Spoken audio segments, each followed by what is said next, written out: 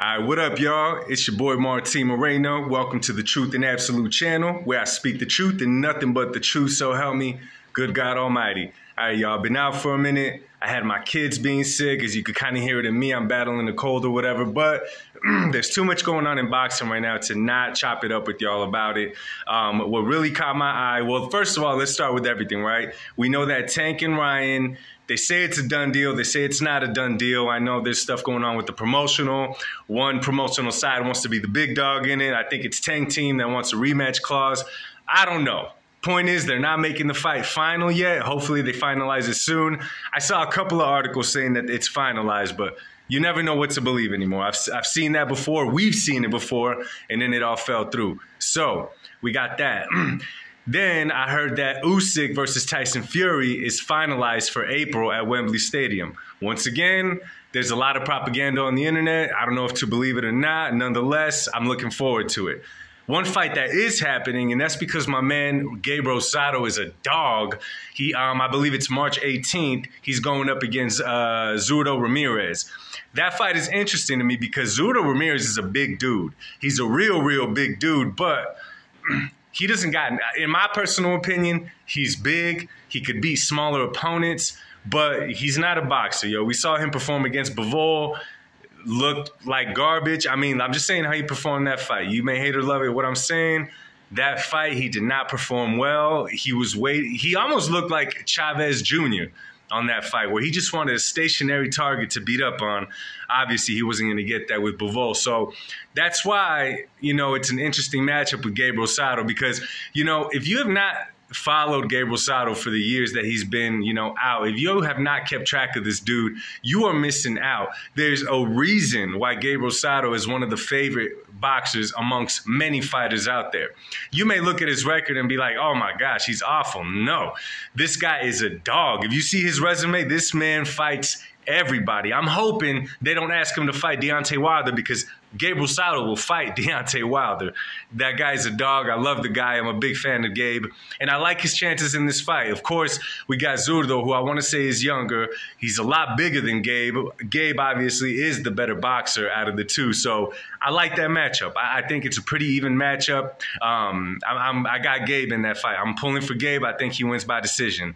If he stays disciplined, if he boxes, he keeps his distance and doesn't try to trade. That's the thing about Gabe. Like I said, that man is a dog. He'll trade with you. He's a dog. Anyhow, what really caught my eye today, though, is I think we were all waiting to see who Edgar, Mr. Knockout artist Berlanga, was going to sign with, right? We saw that he dropped Top Rank because, I'm skeptical on this one. I don't know what's up with this. I mean, it's a good move for him to go to Matchroom, don't get me wrong, but I don't want to necessarily put blame on Top Rank for not moving him that fast because he was knocking out guys in the first round, but these guys were like, Uber drivers, DoorDash delivered drivers, you know what I'm saying? Not taking away, but what I'm trying to say is the competition was not there. The competition was not there. He looked good against these guys. When he went in there with actual good, somewhat decent boxers, Edgar didn't look so good. So I see why Top Rank wasn't pushing the issue because, I mean, let's be real. At the end of the day, it's a business. You throw Edgar in there with a big name and he gets beat, his stock drops way down. And right now, his stock is, it's fairly good still. So I see why Eddie Hearn signed him. I think you guys see it too. If you know the sport, if you understand the rivalries and the money that they bring in, you see why he do this because Canelo Alvarez is also with Matchroom Boxing and Eddie Hearn. So what I think is going to happen, and I know a lot of you guys are going to agree with me on this one because it's pretty damn obvious. I say that the first fight that Matchroom does with Edgar is going to be with the name that's not really in his prime, that's far past his prime. And they're going to make him jump to 168. I'm thinking someone like James Kirkland even. Yeah, that past his prime. I'm thinking even like a David Lemieux. Someone with a name that people know who they are and they throw him in there with Edgar just to build his name up a little bit more.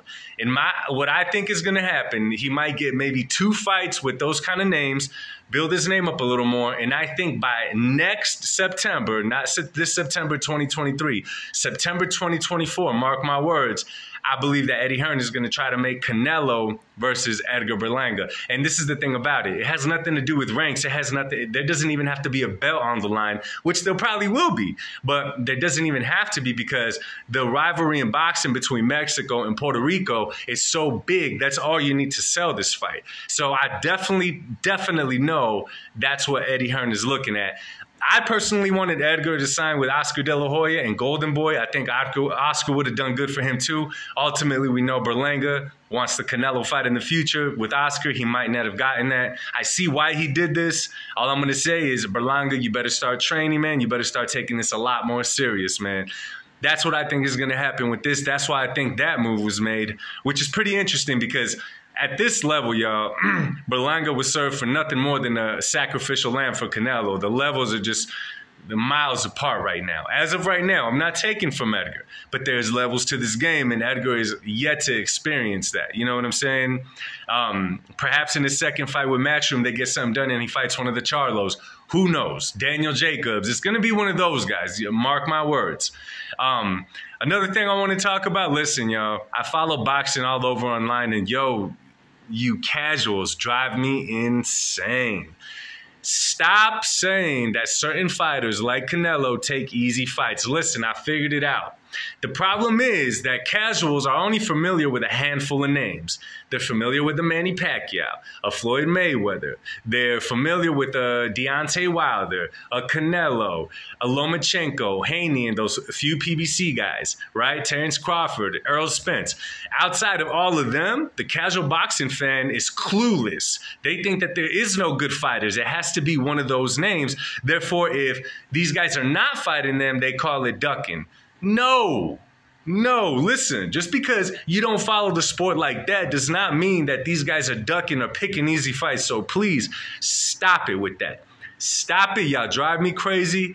At the same time, I believe in freedom of speech. Say what you want. Keep pissing me off. It's all good. So that's my take, y'all, on these things that's going on. And also, man, could y'all stop hyping up David Benavidez? I used to like the dude, but he's starting to buy into some of your guys' hype, thinking that he's the big dog and could call shots and that he's feared and this and that. I used to like the dude, but how he's talking now, like if he's some kind of superstar, driving me crazy, yo. It is driving me crazy. Anyhow, I wanted to talk a little bit of boxing with y'all.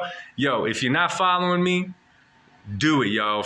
Let's talk boxing. Let's stay in contact. You can find me on Instagram, Truth Absolute 1986. Obviously, you see my YouTube channel. Subscribe, follow, comment. I'll get back to your comments right away. Yo, let's engage in boxing talk. All right? Real boxing talk. If you're going to come up in here, talk crazy, and leave a laughing emoji, I'm still going to respond just to keep my word, but let's talk really boxing, y'all. Anyhow, y'all, much love. God bless y'all. It's good to be back. I hope y'all staying safe. Enjoy your day, y'all. Peace.